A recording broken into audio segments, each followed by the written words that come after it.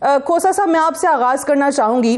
مجھے یہ بتائیے کہ ہم نے ابھی آغاز میں ایک سوٹ سنایا ہے، وہ اس ملک کے وزیر دفاع کا ہے، خواجہ محمد آصف صاحب کا ہے، جو آج قوم کو خود یہ بتا رہے ہیں کہ ہم دیوالیہ ہونے کے قریب نہیں ہیں، ہم دیوالیہ ملک میں رہ رہے ہیں، یہ ملک دیوالیہ ہو چکا ہے.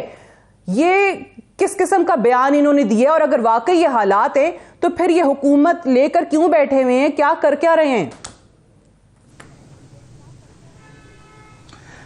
دیکھیں، پاکستان پیپلز پارٹی کی آپ نے بالکل صحیح ترجمانی بھی کر دی کہ ہم کوئی چیز جو ہے آئین سے ماورا نہ اس کا حصہ بنیں گے اور نہ ہی ہم چاہیں گے کہ ایسا ہو.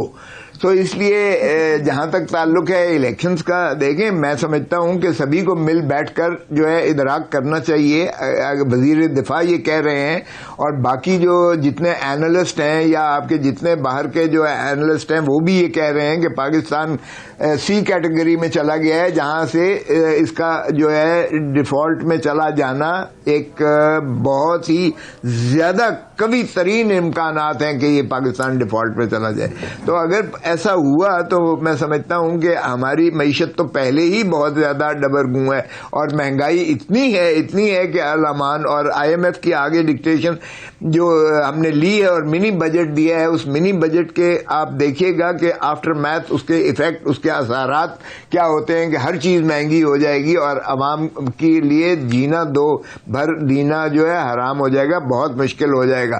تو اس لیے میں سمجھتا ہوں کہ جب تک آپ کی سیاسی جو ہے پائیداری نہیں ہوگی، پولیٹیکل سٹیبلٹی نہیں ہوگی، آپ کی اکنامک سٹیبلٹی ممکن نہیں ہے. اور ابھی آپ نے شارٹ سنایا کہ اگر امریکن ایک پاکستانی جو ہے ترکیہ کو دے سکتا ہے اور وہ بھی اپنے آپ کو اظہار بھی نہیں کرنا چاہتا، تو پاکستان کو کیوں کر ہمارے پاکستانی 1 کروڑ ایکسپیٹریٹ پاکستانی باہر دنیا میں ہے.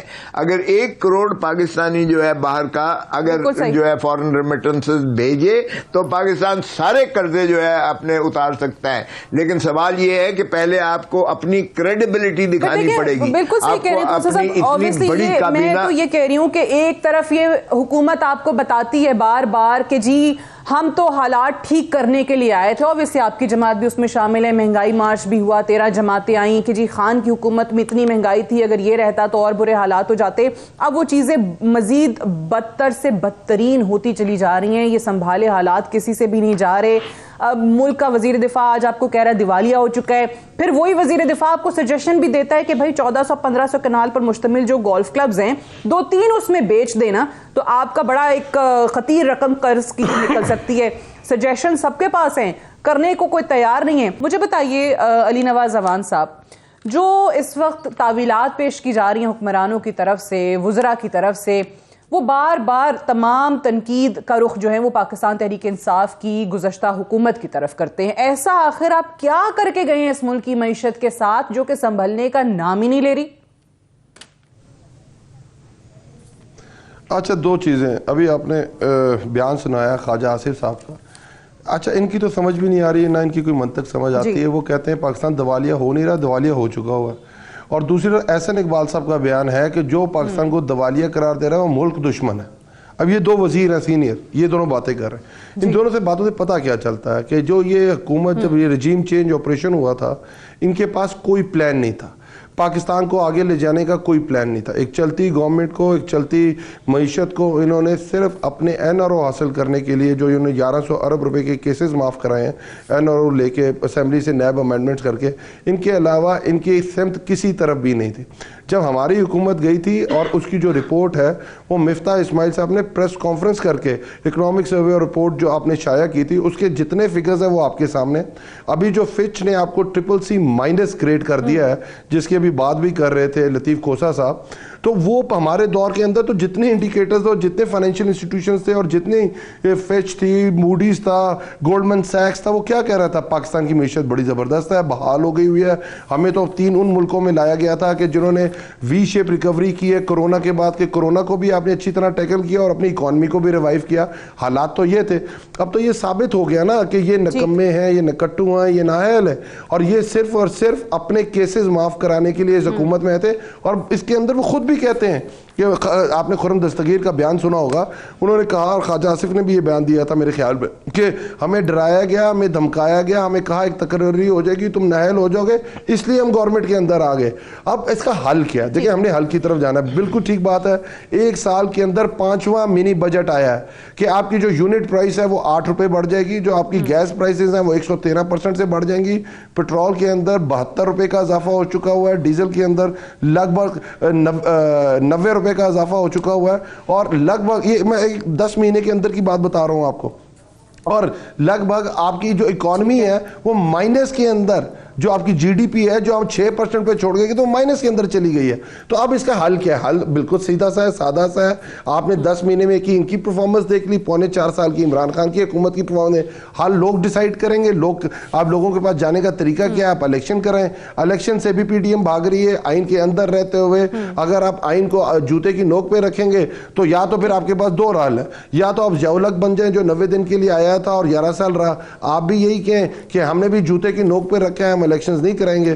اگر الیکشن کے اندر آپ نہیں جائیں گے تو ایک ڈکلیئر کر دیں کہ پاکستان کے اندر اس وقت جمہوریت نہیں ہے, ڈکٹیٹرشپ ہے. ٹھیک ہے, بالکل صحیح ہے. جنرل ضیاء الحق نے کہا میں الیکشن کراؤں گا, اوبویسلی الیکشن نہیں ہوئے وہ ہمارے سامنے. لیکن مجھے کھوسا صاحب ایک سوال ہے, اوبویسلی یہ حالات آپ نے دیکھے ہوئے ہیں بڑے قریب سے, ابھی ایسا تو نہیں ہے یہ کوئی بھی سیاسی جماعت, مجھے نہیں لگتا, میری اپنی اوپینین ہے, I might be totally wrong, but ابھی تک یہی لگ رہا ہے کہ حالات ملک کو ان چیزوں سے, اتنی بری معیشت سے کیسے نکالنا ہے, کسی کے پاس کوئی سولوشن اس وقت ہے نہیں.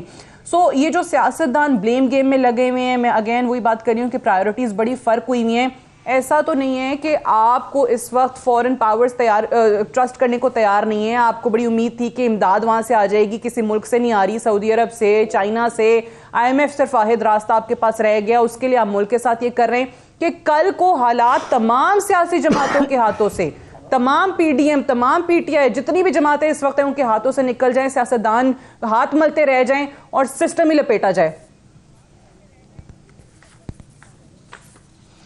دیکھیں سعدیہ, بالکل یہ بڑی بدقسمتی ہے کہ ہم ایک دوسرے کے گریبان پکڑے ہوئے ہیں, ایک دوسرے کے کو دشنام درازی کر رہے ہیں, گالم گلوچ کر رہے ہیں, ہم نے ستیہ ناش کر دیا ہے, اخلاقیات کی دھجیاں اڑا دی ہیں دونوں طرف سے. میں کسی ایک کو بلیم نہیں کر رہا ہوں, لیکن جواب غزل کے طور پر دوسرے نے بھی کمی نہیں کی ہے ماشاءاللہ. تو یہ بڑی بدقسمتی ہے کہ ملک کا کسی کو خیال نہیں ہے, ہر کوئی پاور پالیٹکس میں پڑا ہوا ہے, اقتدار کی جنگ میں ایک دوسرے کے ہم گریبان جو ہے پکڑے ہوئے ہیں. سو میں سمجھتا ہوں, دیکھیے جو جمہوریت ہے وہ سانجھی سوچ کا نام ہے, کلیکٹیو وزڈم کا نام ہے, وگرنہ تو ڈکٹیٹرشپ ہوتی ہے. اگر ڈکٹیٹرشپ کا نیم البدل دیکھیں تو ڈیموکریسی, اور جمہوریت جو ہے وہ سانجھی سوچ, کلیکٹیو وزڈم ہے. اور کلیکٹیو وزڈم میں اپوزیشن ایک لازمی جزو ہے پارلیمان کا, اپوزیشن کے بغیر جمہوریت نہیں ہوتی ہے. اب مجھے بتائیں کہ اپوزیشن اگر این بلاک واک آؤٹ کر جاتی ہے, اگر دیکھیں نا, اب یہ کہنا امپورٹڈ یار بند کر دو, 1 سال ہو گیا. دیکھیں نو کانفیڈنس ہوا, ان کے ایلائز ان کو چھوڑ گئے, سپریم کورٹ نے کہا کہ جو ڈیفیکٹ کرے گا اس کا ووٹ کاؤنٹ نہیں ہوگا, گنا نہیں جائے گا. فائن, بہت خوبصورت ججمنٹ دے دی. اب ان کے تو ڈیفیکٹرز کے ووٹ سے یہ نہیں گئے ہیں گھر, یہ گئے ہیں کیونکہ ان کے ایلائز ان کو چھوڑ گئے. اب وہ کیوں چھوڑ گئے میں اس میں بھی نہیں جانا چاہتا. تو آگے چلتے نا, بے نظیر بھٹو صاحبہ کو 17 سیٹوں پر لا کر کھڑا کر دیا 96 کے 93 والے الیکشنز میں, اور کیا ہوا 93 سے 96, ہم پھر بھی بے نظیر اپوزیشن میں گئی. ہمیں کہا گیا بائیکاٹ کریں, ہم نے کہا نہیں کریں گے. بے نظیر رانی شہید بے نظیر بھٹو 17 سیٹوں کے ساتھ اپوزیشن لیڈر رہی اور اس نے اپنا کردار ادا کیا جمہوریت میں, اور بڑا مؤثر کردار ادا کیا 17 سیٹوں کے ساتھ بھی. ان کے پاس تو ماشاءاللہ 136 یا 140 جتنی بھی تھی, ان کے پاس تو بہت سٹرونگ اپوزیشن تھی. تو یہ کیوں باہر گئے؟ اب یہ کہتے ہیں واپس آئیں, تو واپس ان کو آنا چاہیے. ابھی بھی ان کو دیکھیں, ہائی کورٹ نے کہہ دیا کہ آئیں, باقی یہ ان اپوزڈ بن جائیں گے اب جو الیکشنز ہیں, کیونکہ پی ڈی ایم نے بائیکاٹ کر دیا ہے. اور ہماری شرط یہ تھی پاکستان پیپلز پارٹی کی پہ ان کے استعفے منظور کر لیے جب وہ واپس آنا چاہ رہے تھے.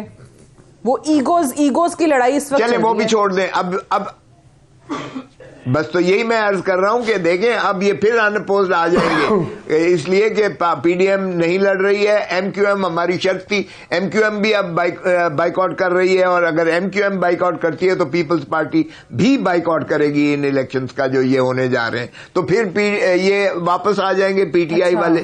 تو کب تک یہ کھیل تماشا چلتا رہے گا؟ میں سمجھتا ہوں اس لیے ان کو چاہیے کہ مل بیٹھ کر یہ ایک ہی تاریخ پر طے کر لیں, 2-3 مہینے آگے پوسٹ واپس آ جائیں گے. بٹ الیکشنز ہو تو صحیح نا. ابھی تو آج کل بحث یہ چل رہی ہے کہ جی گورنرز جو ہیں وہ دونوں صوبوں میں انہوں نے اسمبلیاں بھی تحلیل کر دی, آئین کے مطابق وہ 90 دن کے اندر تاریخ کا اعلان نہیں کر رہے ہیں. پھر یہ صدر صاحب کے حوالے سے بتائیے, صدر صاحب کو اختیار ہے, 2 خط جو ہیں وہ لکھ چکے ہیں چیف الیکشن کمشنر کو, اور آج جوابی خط جو ہے چیف الیکشن کمشنر نے لکھا ہے اور اعتراض اٹھایا ہے صدر صاحب کے الفاظ پہ.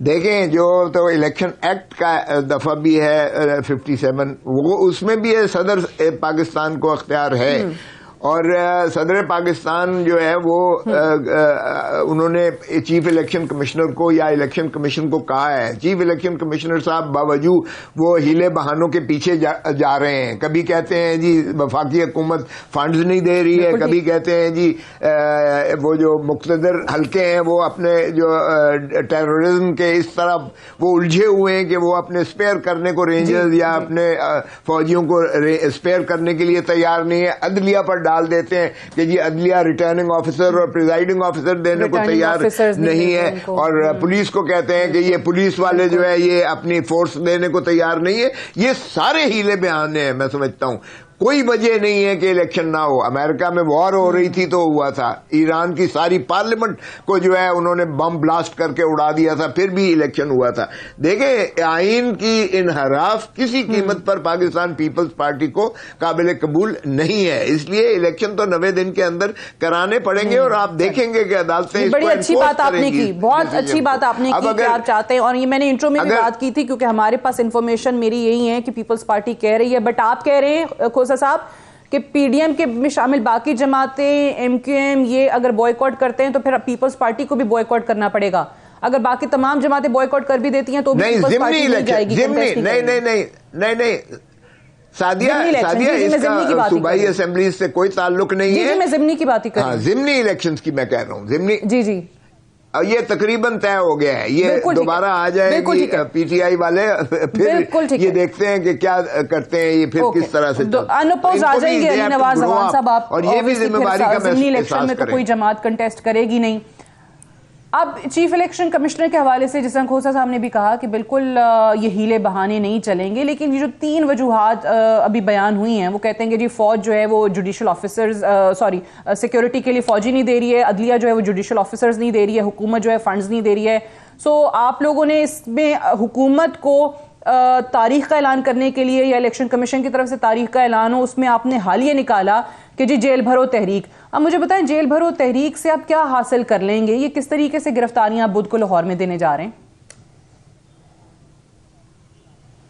اچھا 2 چیزیں دیکھیں, اب لطیف کھوسا صاحب نے جو باتیں کی میں ان سے متفق ہوں, پر اس میں جو چیزیں اب یہ دیکھیں نا, ایک طرف جو ہم نے اندیا دیا کہ ہم واپس آنا چاہتے ہیں, تو جو پرویز جو ہے ان کے راجہ پرویز صاحب وہ پیپلز پارٹی ہیں, اور انہوں نے جو پہلے کہہ رہے تھے آپ کو ہم شکل دیکھیں گے, آپ کو بلڈ پریشر ہائی تو نہیں ہے, بلڈ پریشر لو تو نہیں ہے, ہاتھ کی لکیریں پوری ہیں, آپ کے اوپر کوئی پریشر تو نہیں ہے, تب ہم آپ کے استعفے قبول کریں گے.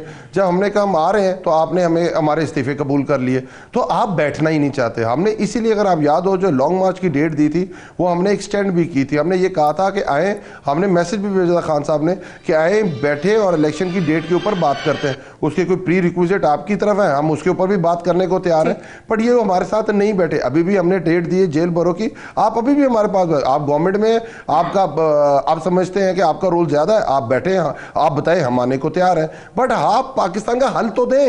آپ حل کوئی نہیں دے رہے, آپ ساری کی ساری سیاسی باتیں کر رہے ہیں. کیا اس پاکستان کا ہمارے واپس آ جانے سے, دوبارہ ضمنی الیکشن ہو جانے سے کیا پاکستان سٹیبل ہو جائے گا؟ ہم آنے کو تیار ہیں. اس وقت ہو کیا رہا ہے پاکستان کے اندر, معیشت ڈوب گئی, آپ کی فارن پالیسی آپ کی بالکل تباہ ہو کے رہ گئی, آپ کا افغانستان والا جو آپ کا پاکستان کے اندر جو ٹیررزم ہے وہ ری ایمرج ہونے لگ گیا, ہر جگہ آپ کے اوپر حملے ہونے لگے. آپ کے پاس حل کس چیز کا ہے؟ آپ کے پاس تو کسی چیز کا حل نہیں ہے. ایک طرف معیشت جو تباہ ہے اور دوسری طرف آپ کو کیا ہے, آپ نے کہا ہے کہ میں شہباز گل کو پکڑ لوں, میں شیخ رشید کو پکڑ لوں, فواد چودھری کو پکڑ لوں, اعظم سواتی کو پکڑ لوں, اس کی فلمیں بنا لوں, اس کی فیملی کو بھیج دوں, اس کی آڈیو بنا لوں, اس کی آڈیو میں لیک کر دوں. ادھر دہشت گرد دن دہاڑے آپ کے پولیس کیمپس کے اوپر حملے کر رہے ہیں.